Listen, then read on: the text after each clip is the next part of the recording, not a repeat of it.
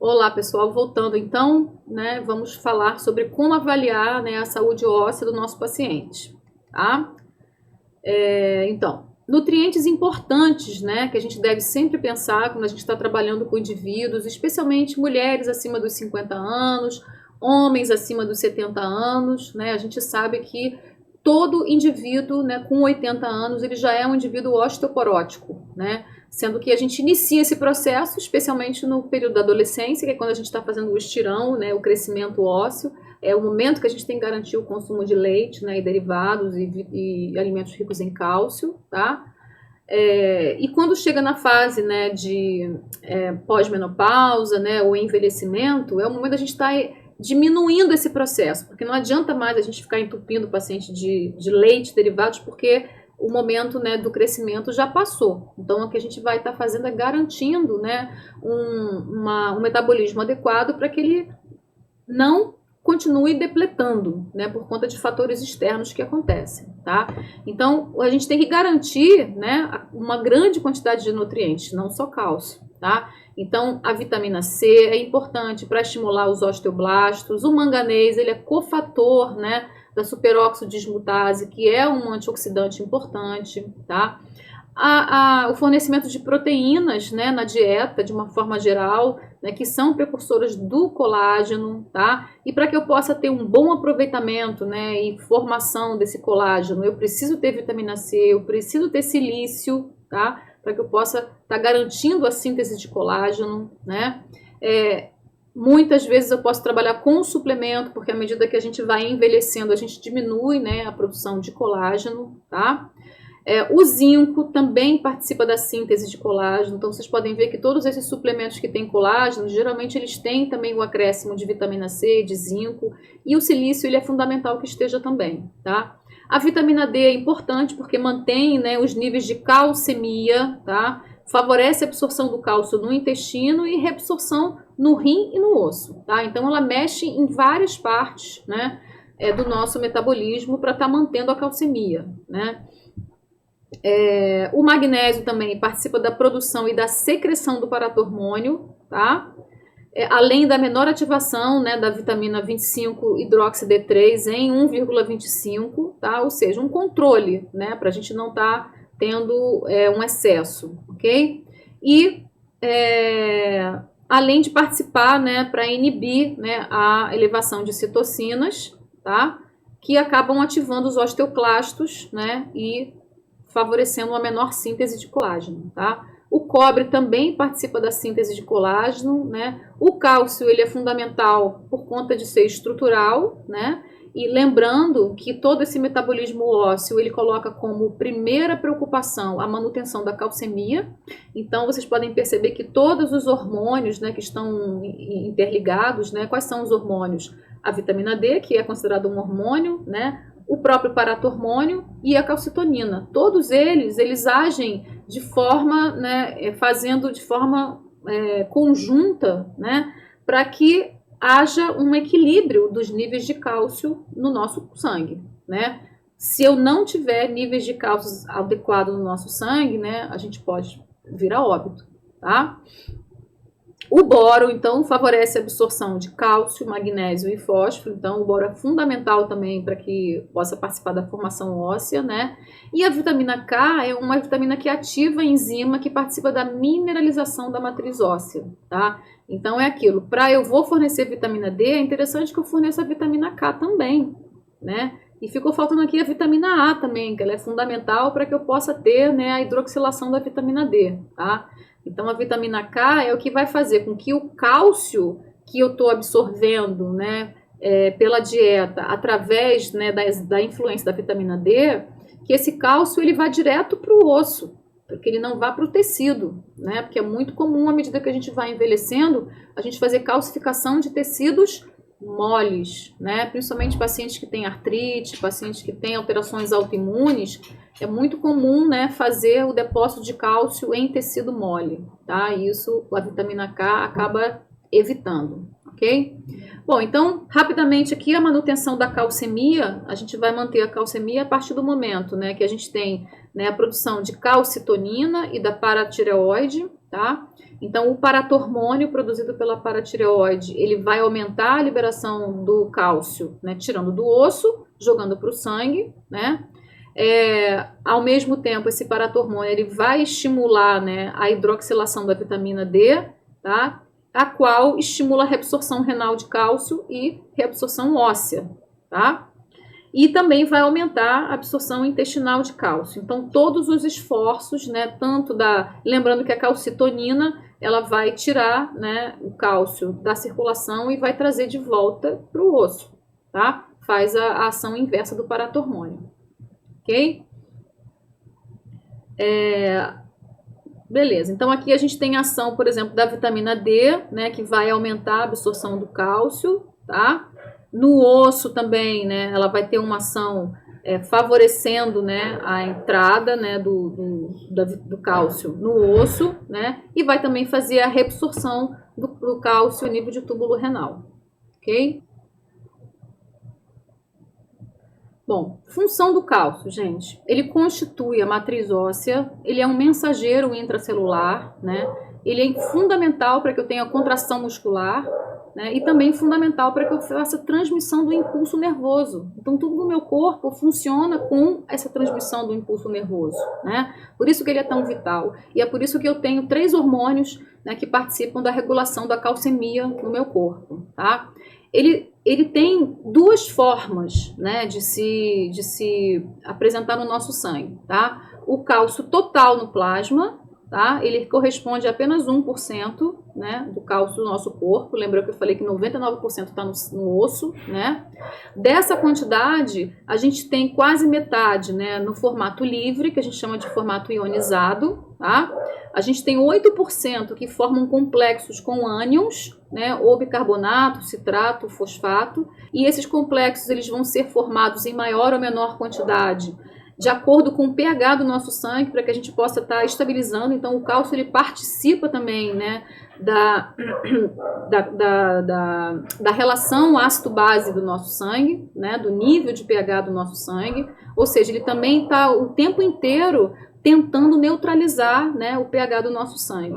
E o restante, que é 46%, está ligado a proteínas, especialmente a albumina, tá? Então, a gente vai ter cálcio total, tá? E a gente vai ter, geralmente, o cálcio ionizado, que é o que vem no exame de sangue, ok? Então, aqui a gente tem os valores do cálcio iônico, tá? De 4,36 a 5,32, ok? São os valores ideais, tá? Quando esse cálcio iônico está elevado, tá? Isso não é muito interessante, tá? Porque ele é considerado um cálcio livre das proteínas, tá? E quando é que ele eleva no nosso sangue, tá? Ele eleva, tá? Quando eu começo a ter um sangue mais ácido, ok? E aí ele acaba sendo, né? Ele acaba ficando em maior quantidade, né? Ele se desliga da proteína, ele fica em maior quantidade para que eu possa estar formando os complexos, né? Com bicarbonato, né? Com citrato, para que eu possa tentar neutralizar, né? Tentar alcalinizar esse sangue, tá? Mas isso é muito ruim, porque à medida que ele fica livre, né? Ele não fica ligado às proteínas, tá? Eu acabo, né, aumentando a facilidade de estar eliminando, de estar perdendo esse cálcio pela urina, tá? Então, o que a gente precisa fazer urgente? A gente precisa alcalinizar o nosso sangue pela dieta, né? Como é que a gente alcaliniza o sangue pela dieta? Aumentando o consumo de frutas e hortaliças e diminuindo o consumo de proteína animal, né, e cereais, tá? E aumentar a ingestão de cálcio também, para evitar que nesse processo, né, de perda, tá, do cálcio no sangue, eu aumente o paratormônio, a secreção de paratormônio, tá? Que pode levar o cálcio livre ainda mais, tá? Então é um processo complexo, né? E que na verdade tudo vai estar acontecendo por conta da característica da minha dieta. Se a dieta tem uma característica mais ácida, tá? Eu vou estar, né, facilitando o desligamento desse cálcio das minhas proteínas para que ele possa, né, favorecer a alcalinização desse sangue, tá? Então, se eu tenho uma dieta mais alcalina, eu não vou precisar, né, abrir mão desse processo, e aí com isso eu não vou perder o cálcio, tá, do meu sangue. ok? Então, dietas alcalinas são dietas que preservam o cálcio, né, no meu corpo, ok? E dietas ácidas são dietas que acabam favorecendo a eliminação, né, do cálcio do sangue. Com isso, eu preciso estar mantendo a minha calcemia e eu vou tirar da onde? Eu vou tirar do osso, né? Então, dietas ácidas acabam favorecendo esse processo da osteoporose, tá? E aí, gente, como é que a gente vai avaliar o metabolismo ósseo, né? Eu posso avaliar através de algumas informações, né? O magnésio sérico, tá? O magnésio é importante, né? Até para saber se a gente tem magnésio para estar estimulando o paratormônio, né? De forma adequada. O nível de paratormônio intacto, tá? Então, o valor ideal seriam esses entre parênteses, tá? A quantidade da 25-hidroxi-D3, que geralmente é a mais solicitada, é o que a gente tem de forma comum, né, no sangue, tá? Mas seria interessante também, dependendo do paciente, se a gente quiser investigar um pouco mais, um paciente que tenha artrite, que tenha alguma doença autoimune, né, uma espondilite anquilosante, por exemplo, né, que é uma doença bem chata, que causa muitas dores, seria interessante a gente dosar a 1,25, que embora a gente tenha uma pequena quantidade dela no sangue, tá? É importante para a gente ver a velocidade de conversão da 25 para 1,25, ok? Então, geralmente, né, ela está numa quantidade de 1 a 1,5 vezes a quantidade da 25-hidroxi, que aqui é a primeira hidroxilação e aqui é a segunda, né? Se tiver menor que esta proporção, tá, a gente pode pensar que o paciente está ou num processo inflamatório, porque a inflamação atrapalha essa hidroxilação, ou infecções ou uma doença autoimune, tá? Além disso, o cálcio a gente pode dosar na urina, né? Vocês viram que tem tantos hormônios que regulam o cálcio no sangue que fica difícil a gente avaliar a calcemia, né? Avaliar a dieta pela calcemia, tá? Então é interessante a gente estar vendo esse cálcio que é eliminado na urina. Se eu estou eliminando muito cálcio, pode ser que eu esteja, né, no metabolismo, ou meu sangue está ácido, né, ou então eu estou estimulando muito, né, a produção de paratormônio. Então é interessante a gente estar avaliando o cálcio na urina, tá? A primeira amostra da manhã, né, que é o cálcio que vai representar a madrugada, né, de 8 horas de metabolismo renal.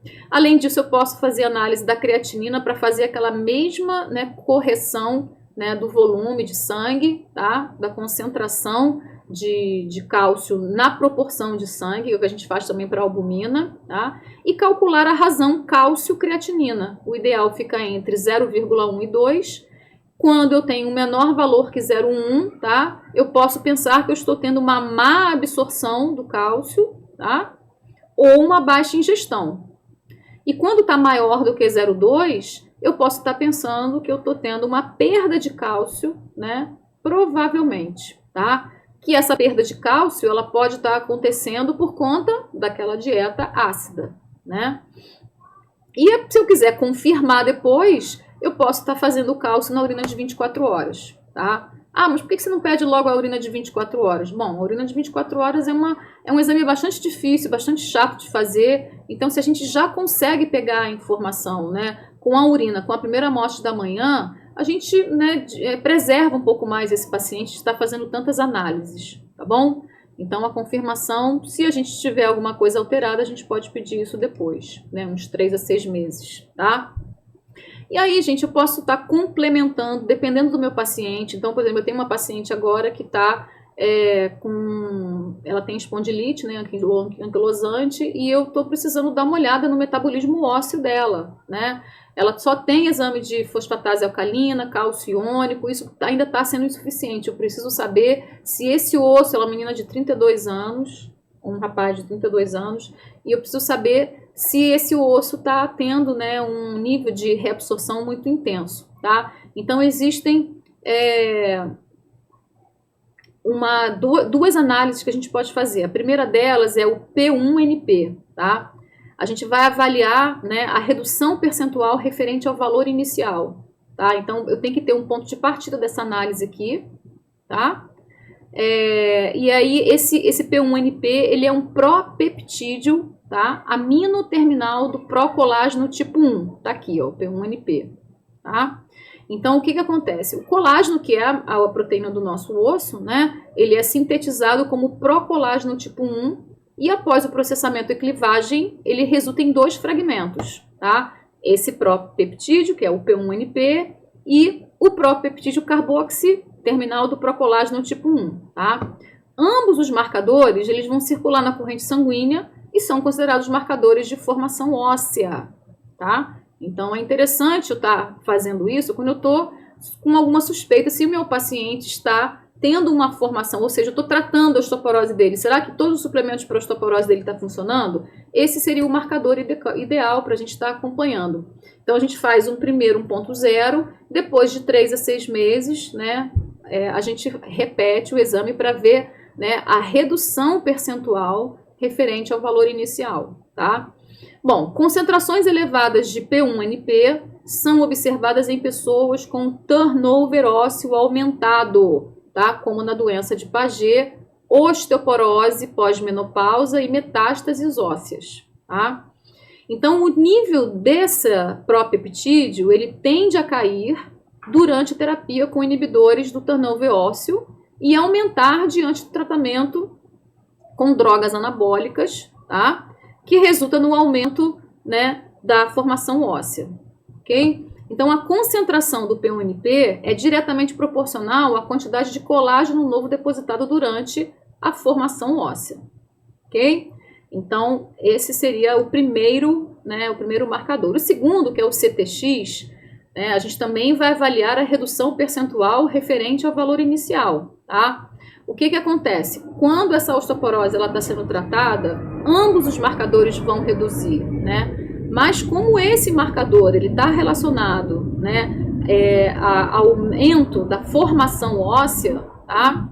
Ele acaba tendo uma redução menor do que o CTX. Então, o CTX, como ele está relacionado, né, à atividade osteoclástica, tá? Os osteoclastos, que retiram o cálcio do osso, né, enquanto os osteoblastos fazem o contrário, tá?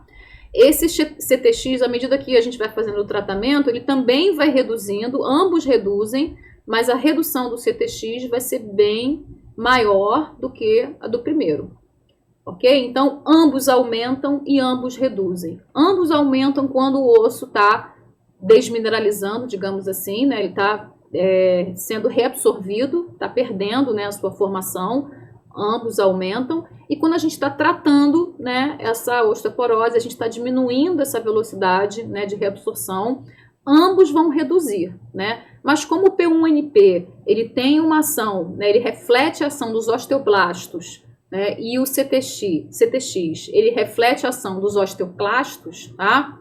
O P1NP, né, vai reduzir um pouco menos do que o CTX, ok? Porque um está relacionado à construção e o outro está relacionado à destruição, digamos assim, tá? Então, o colágeno, então, ele é degradado durante essa atividade, né, de reabsorção, né, em pequenos fragmentos, tá? E entre esses fragmentos está o CTX. Então, ele é um fragmento que está vindo, né, da degradação do colágeno, tá? A principal indicação para dosagens é a monitoração da terapia antirreabsortiva, hormonal ou não, tá?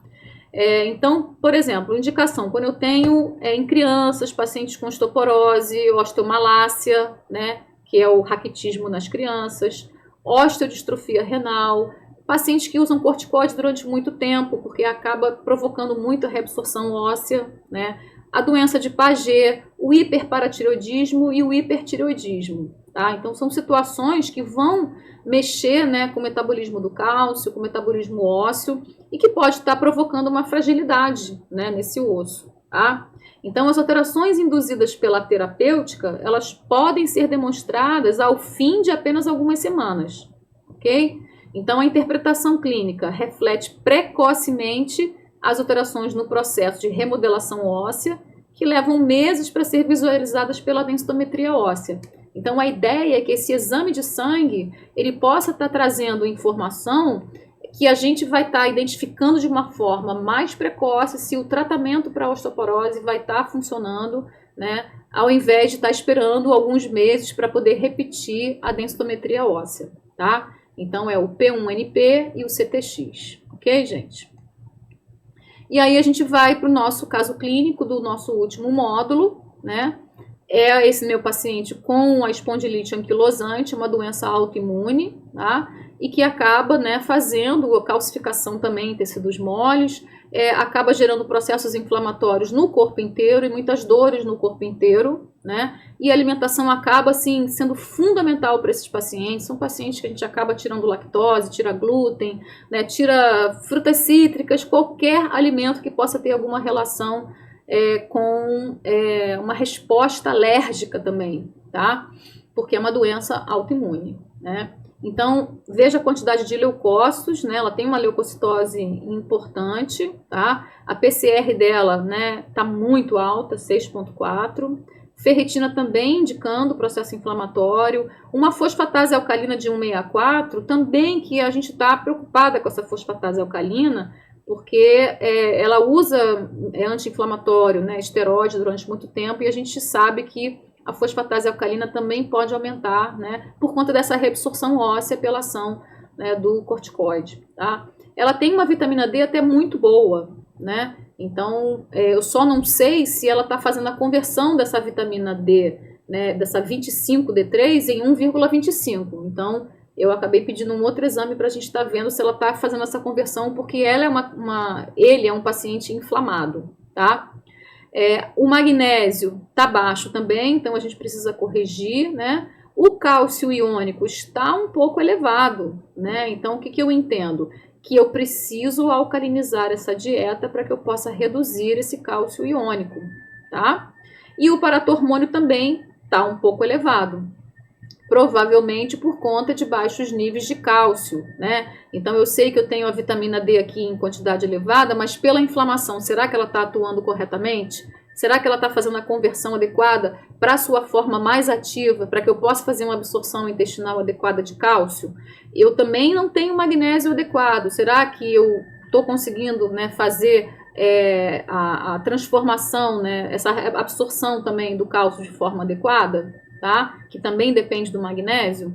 Então, vejam que eu preciso de outros exames também para estar fazendo uma conduta mais adequada para esse paciente, mas de uma forma geral eu já posso entender, né, que esse exame está refletindo um processo inflamatório importante, né, e que existe características, né, do seu sangue em relação ao cálcio iônico que me diz que eu posso melhorar ainda a dieta dessa paciente, tá? E que eu preciso ver se a vitamina D, né, ela está na sua forma mais ativa, para que eu possa estar, ao aumentando o consumo de cálcio, tá, eu possa conseguir reduzir esse paratormônio um pouco, né, para eu diminuir a atividade, né, da reabsorção óssea dessa paciente, tá? Então, gente, fica aí minha mensagem final para vocês. O estudo sem pensamento, ele é inútil, e o pensamento sem o estudo, ele é muito perigoso, né? Por que eu trago isso?